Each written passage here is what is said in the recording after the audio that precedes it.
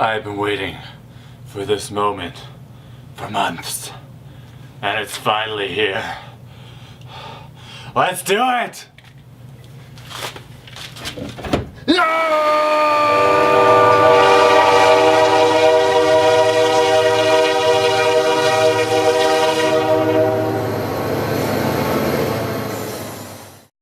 Hello children. Hello past Matt. Today's topic is power tools. I decided I needed a saw for work. A nice power saw. Could probably find a little bit of use for it around the home too. I haven't used it at work, but it's been tremendously useful down here.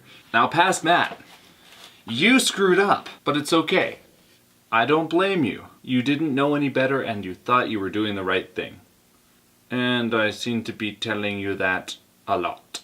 So since you can tell from that text right down there, this week is about backdrops. What past Matt did more than a year ago when he installed the lower deck backdrop behind the Tagum Bridge was that he screwed it directly into the studs of the wall. Now this seems reasonable, in fact typical. However, this is a railway designed to be moved eventually when I go wherever I am going. Installing the upper deck, I ran into a little bit of a problem. The lower deck backdrop was here, and obviously needed to be here. It all seems so simple, doesn't it? And you would be completely and utterly wrong! I tried to remove it and it went well. And by well, I mean disastrously.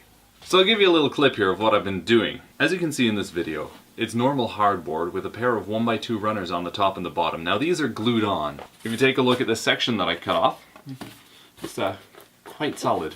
So what you need to do is smack this up on the wall, drill it in, and if you couldn't do it beforehand because the tabletop is so much plywood like here, you'll slide it down underneath and then put the other runner on the bottom and drill it in as well. This stops the backdrop from flexing in between the joists, gives you something really solid and hopefully something that you can remove without completely wrecking your fiance's artwork.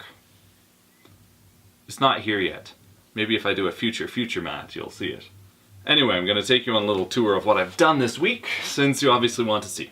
Let's start over here at Castlegar, where the Y-track takes a very sharp corner, and indeed cuts off the square of the wall. For this I've just cut a piece of hardboard with 45-degree angles to fill the gap.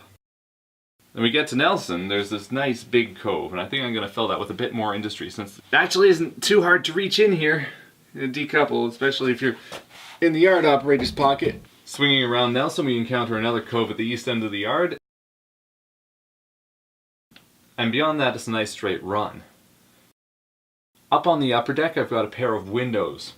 One of these windows will be covered and the other will have a removable backdrop section for a fire escape. Next beyond that is the removable section for the Burlington Northern or Great Northern staging behind the Kettle River trestle. Then there's a relatively normal section until you get to the corner where you encounter a duct. That's okay, just angle it down, put in another 45-degree piece, and on the west wall I did not anticipate having a backdrop behind the plywood, so there is absolutely no room and I didn't want to be bothered fixing it because that would be a tremendous amount of work. So it's just screwed to the joists, as I said earlier, and I really don't care because it's not going to be finished nicely at all. So that's okay. If you're wondering about the clip at the beginning, there was a single screw into the backdrop long before any of the scenery here or indeed the bridge was in place. No matter what I tried, a drill, long screwdriver, stubby screwdriver, nothing would fit. So I said, off with its head. And its head came up. Incy wincy. Woo.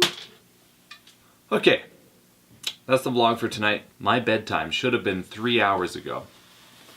I have to start work at 5:30 tomorrow morning. That is utterly inhumane. If I don't get much accomplished this week, please don't blame me, because I will still technically be deceased. So long, see you in a week.